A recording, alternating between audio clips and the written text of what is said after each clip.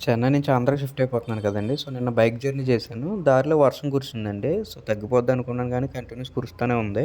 ఇంకెలా కురిసిందంటే నిన్ను వదలబొమ్మాలి, అన్నట్టుంది. చాలా రోజులయింది కదా తడిసి అని చెప్పి నేను సరదాగా కొంచెంసేపు డ్రైవ్ చేశాను. ఒక 2 అవర్స్ అలా వర్షంలోనే డ్రైవ్ చేశాను.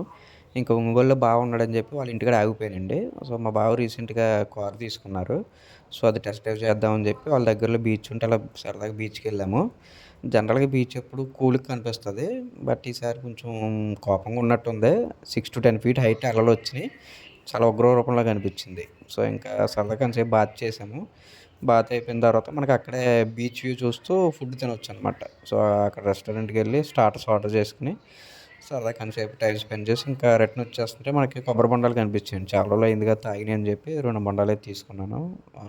వాటర్ అయితే చాలా టేస్టీగా ఉన్నాయి. తియ్యగా ఉన్నాయి.